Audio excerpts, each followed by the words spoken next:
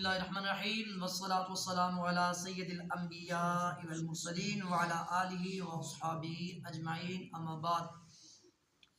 بحمدہ تعالیٰ 2 دن سے گزشتہ ہماری نماز کے متعلق گفتگو چل رہی ہے۔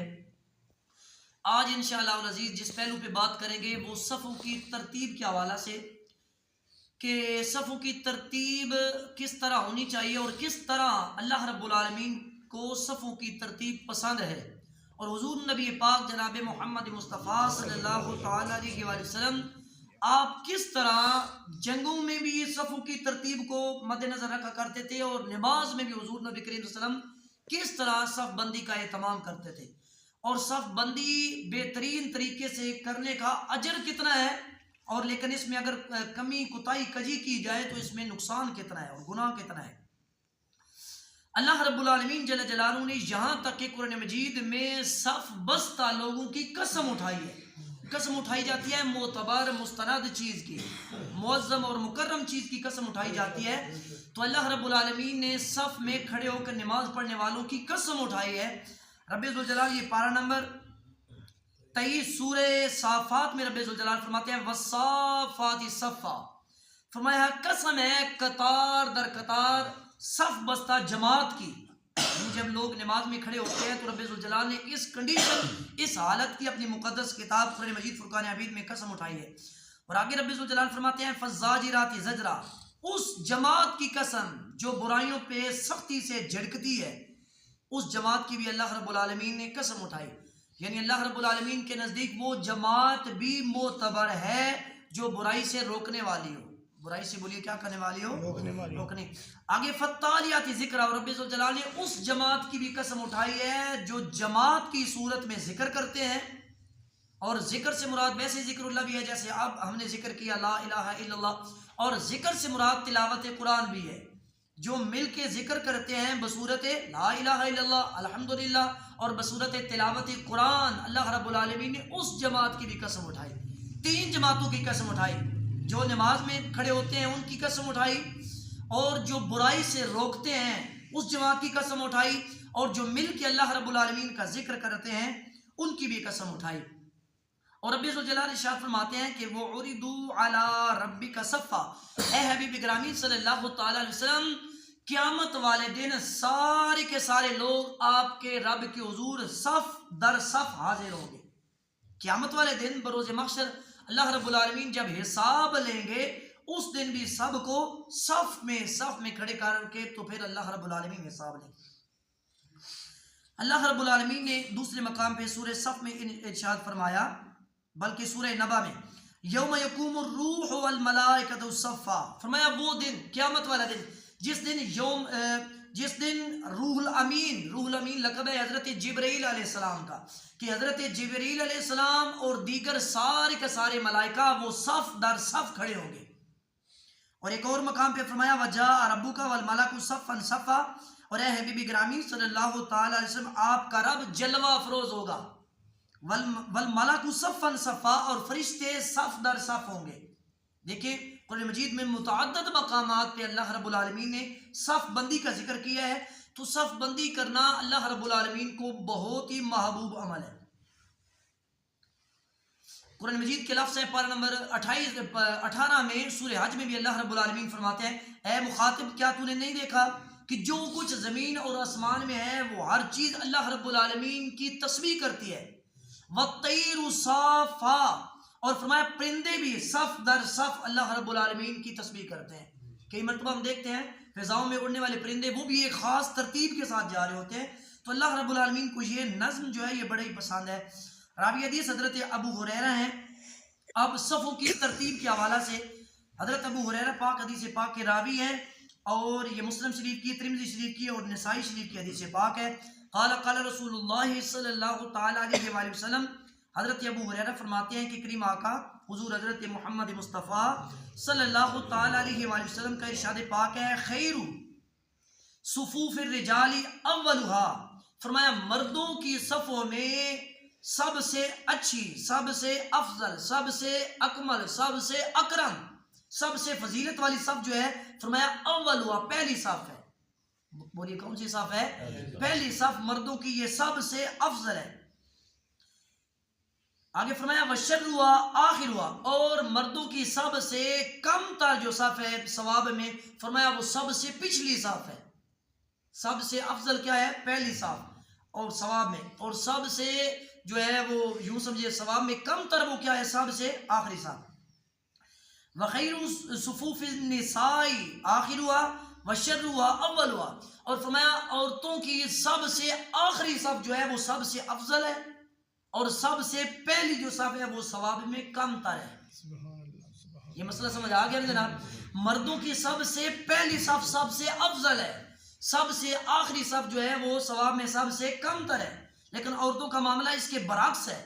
عورتوں کی سب سے پہلی صف وہ ثواب میں سب سے کم تر ہے، اور سب سے آخری صف جو ہے وہ سب سے افضل ہے. اور ترتیب میں بھی یوں ہے کہ اگر صف بندی ہو تو سب سے پہلے مرد کھڑے ہوں، پھر اس کے بعد بچے ہوں تو وہ کھڑے ہوں. پرانی فقہ کی ساری کتابوں میں یہ مسئلہ ہے. آگے چونکہ وہ ساری نماز پڑھتے تھے، مرد بھی ہوتے تھے، بچے بھی ہوتے تھے، خنثی بھی ہوتے تھے جسے ہم خسرے کہتے ہیں، وہ بھی ہوتے تھے، عورتیں بھی ہوتی تھی. اور فقہ کی کتابوں میں یہ ساری ترتیب موجود ہے. سب سے پہلے مرد کھڑے ہوں گے، پھر بچے کھڑے ہوں گے، پھر ان کے بعد خنثی کھڑے ہوں گے، پھر ان کے بعد جا کے عورتیں کھڑی ہوں گی. تو عورت کی سب سے آخر والی جو صف ہے وہ فضیلت والی ہے، سب سے پہلی جو ہے وہ کم تر فضیلت والی ہے، اور مردوں کی سب سے پہلی فضیلت والی اور سب سے آخر جو ہے وہ کم تر فضیلت والی ہے. عن البراء بن عازب رضی اللہ تعالیٰ عنہ ان النبی صلی اللہ تعالیٰ علیہ وآلہ وسلم قال ان اللہ وملائکتہ یصلون علی صف المقدم. اب پہلی صف میں کھڑے ہو کر نماز پڑھنے کا ثواب کیا ہے؟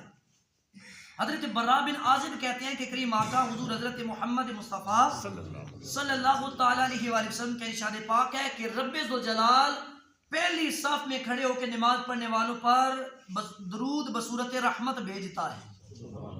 اور یہ کیا بھیجتے ہیں؟ رحمت بھیجتے ہیں.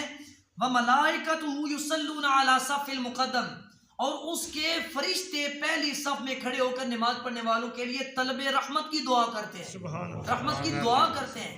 ایک طرف رب ذوالجلال رحمت بھیج رہا ہوتا ہے، دوسری طرف جناب جبرائیل، جناب میکائیل، جناب اسرائیل، جناب اسرافیل اور اللہ رب العالمین کی پاکیزہ ترین جماعت فرشتے پہلی صف میں کھڑے ہو کے نماز پڑھنے والوں کے لیے دعا کر رہے ہوتے ہیں. اور یہ کیا کر رہے ہوتے ہیں؟ دعا. ان ارباز ابن ساریہ رضی اللہ تعالیٰ عنہ ان رسول اللہ صلی اللہ تعالی وسلم کان یستغفر للصف المقدم ثلاثا وللثانی مرتن. حضرت ارباز بن ساریہ رضی اللہ تعالیٰ عنہ آپ سے مروی حدیث سے پاک ہے، ترمذی شریف اور ابن ماجہ شریف کی حدیث سے پاک ہے. آپ فرماتے ہیں کہ کریم آقا حضور حضرت محمد مصطفیٰ صلی اللہ تعالیٰ علیہ وآلہ وسلم کے ارشاد پاک ہے. آپ فرماتے ہیں کہ بلکہ حضور نبی کریم صلی اللہ علیہ وسلم کا معمول مبارک تھا، آپ کا مبارک عمل تھا کہ کان یستغفر للصف المقدم ثلاثا. میرے کملی والے آقا پہلی صف میں جو صحابہ کھڑے ہوتے تھے ان کے لیے 3 مرتبہ استغفار کرتے تھے، 3 مرتبہ مغفرت کی دعا کرتے تھے. ولسانی مرتن، اور دو دوسرے ہوتے تھے نا دوسری صف میں کھڑے ہو کر یا اسے ان کے لیے صرف 1 مرتبہ دعا کرتے تھے. جو پہلی صف میں کھڑے ہوتے تھے ان کے لیے کتنی مرتبہ؟ 3 مرتبہ. اور جو پچھلے کھڑے ہوتے تھے ان کے لیے کتنی مرتبہ؟ 1 مرتبہ. اور اسی طرح ان عبداللہ ابن عمر رضی اللہ تعالی عنہما ان رسول اللہ صلی اللہ علیہ وسلم قال من وصل صفا وصلہ اللہ ومن قطع صفا قطعہ اللہ. حضرت عبداللہ بن عمر سے مروی حدیث پاک نے نسائی شریف کی حدیث پاک ہے. اس حدیث پاک کو امام حاکم نے مستدرک میں نقل کیا، اور امام حاکم نقل کر کے فرماتے ہیں صحیح علی شرط مسلم، یعنی یہ حدیث پاک امام مسلم کی شرائط کے مطابق صحیح ہے. کیا مطلب؟ یعنی امام مسلم جو دوسرے بڑے امام ہیں، حدیث پاک کے سب سے بڑے امام امام بخاری ہیں. بولیے کون سے امام ہیں جی؟ امام بخاری رحمۃ اللہ تعالی، ان کے بعد امام مسلم ہیں. تو امام مسلم اور امام بخاری جس حدیث پاک کو بخاری میں اور مسلم میں نقل کر دیں تو وہ اس حدیث پاک کی پہلے شرائط متعین کرتے ہیں. یہاں یہ بات میں عرض کر دوں چلتے چلتے، یہ یاد رکھیں کہ کوئی حدیث پاک بھی ہے اس کو بغیر سند کے کبھی بھی قبول نہیں کیا جا سکتا، کیونکہ میرے کریم آقا صلی اللہ علیہ وسلم کی حدیث پاک ہے. اور کثیر کتب میں یہ حدیث پاک آئی کہ جس بندے نے میری طرف کوئی ایسی بات منسوب کر دی جو میں نے نہ کہی ہو، جھوٹی حدیث، ہر بندے ہی وہ کہتا ہے کہ یہ حدیث پاک ہے، یہ حدیث پاک ہے. حدیث پاک کے معاملے میں ہمیشہ فقہا اور محدثین بڑے ہی محتاط رہے ہیں. یہی وجہ ہے کہ سیدنا صدیق اکبر رضی اللہ تعالیٰ عنہ، حضرت عمر فاروق رضی اللہ تعالیٰ عنہ جلیل القدر صحابیوں کے ان سے انتہائی قلیل حدیثیں روایت ہیں. حضرت ابو بکر صدیق رضی اللہ تعالیٰ سے بالکل کم چند حدیثیں ہیں. اسی طرح حضرت عمر فاروق سے بھی بالکل کم حدیثیں ہیں، اور بڑے بڑے کبائر صحابہ سے بہت کم حدیثیں ہیں. اس لیے وہ کہتے تھے کہ کہیں کوئی ایسی بات ہم آگے پہنچا دیں جو حضور نے نہ کی ہو تو اس کا وبال ہم پر آئے گا. کتنا بڑا وبال ہے. میرے کملی والے آقا نے فرمایا جس نے جھوٹی بات میری طرف منسوب کی، فرمایا وہ بندہ اپنا ٹھکانہ جہنم میں بنا لے. وہ بولیے کیا کہا لے؟ اپنا ٹھکانہ جہنم میں بنا لے. بے شک وہ بات جیسی بھی ہو، لیکن میں نے نہ کہی ہو. تو اتنے صحابہ کرام اس پہ بہت زیادہ محتاط رہتے تھے. پھر جا کے تابعین، تبع تابعین بہت زیادہ محتاط رہتے تھے. اور یہاں تک کہ محدثین جب کسی حدیث کو لیتے تھے تو اس کی ساری جانچ پڑتال کرتے تھے. یہ حدیث پاک کس نے لی ہے، انہوں نے آگے کس سے سنی، انہوں نے آگے کس سے سنی، انہوں نے آگے کس سے سنی. یہ تو پورا ایک سلسلہ کیسے جا کر حضور نبی کریم صلی اللہ علیہ وسلم تک پہنچتا ہے. صرف یہی نہیں، اس کو دیکھا جاتا، اس کے والد کو دیکھا جاتا، اس کے نسب کو دیکھا جاتا، اس کا علمی معیار دیکھا جاتا، اور یہ دیکھا جاتا کہ یہ معاشرے میں صادق ہے یا کاذب ہے. لوگوں میں اپنے معاملات میں اگر جھوٹا ہو، یہ جھوٹ بولتا ہو، تو اللہ اور اس کے رسول کے معاملے میں بھی یہ جھوٹ بول سکتا ہے. تو یہاں تک کہ اس کا صدق بھی دیکھا جاتا تھا. یوں سمجھیے کہ ہزاروں ترکڑیوں پر تول کے تب اس سے حدیث پاک ایک لی جاتی تھی. تو امام حاکم فرماتے ہیں، جو حدیث پاک میں عرض کر رہا ہوں یہ امام مسلم کی شرائط کے مطابق حدیث پاک صحیح ہے. جن شرائط کو سامنے رکھ کے ایک حدیث امام مسلم قبول کرتے تھے، ان شرائط کے مطابق یہ حدیث پاک جو ہے یہ صحیح ہے حدیث پاک. اور کیا حدیث پاک؟ حضرت عبداللہ بن عمر فرماتے ہیں کہ کریم آقا حضور حضرت محمد مصطفیٰ صلی اللہ تعالیٰ علیہ وسلم کا ارشاد پاک ہے. میرے کملی والے آقا نے ارشاد فرمایا من وصل صفا وصلہ اللہ. فرمایا جو بندہ صف کو ملاتا ہے، بولیے کیا کرتا ہے؟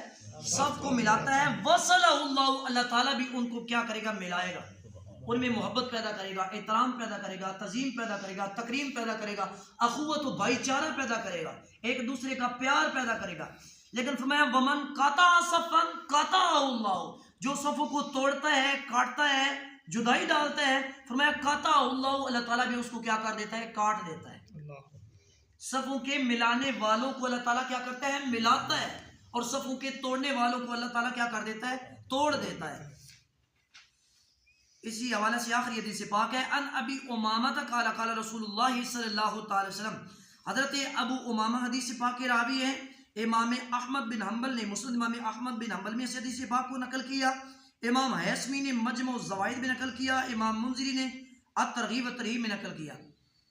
آپ فرماتے ہیں کہ قال قال رسول اللہ صلی اللہ تعالی علیہ وآلہ وسلم ان اللہ وملائکته یصلون علی الصف الاول.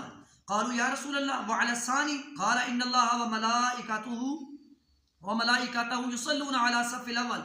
قالوا یا رسول اللہ وعلی الثانی. قال ان اللہ وملائکته یصلون علی الصف الاول. قالوا یا رسول اللہ وعلی الثانی. قال وعلی الثانی. حضرت ابو امامہ فرماتے ہیں کہ کریم آقا حضور حضرت محمد مصطفیٰ صلی اللہ تعالی علیہ وآلہ وسلم کا ارشاد پاک ہے کہ رب ذوالجلال پہلی صف میں کھڑے لوگوں پر رحمت نازل فرماتے ہیں. اس حدیث پاک کا مضمون بھی پہلی والی حدیث پاک کے ساتھ ملتا ہے. وَمَلَائِكَتَهُ يُصَلُّونَ عَلَى الصَّفِّ الْأَوَّلِ. اور اس کے فرشتے بھی پہلی صف میں کھڑے ہونے والوں کے لیے طلب رحمت کی دعا کرتے ہیں.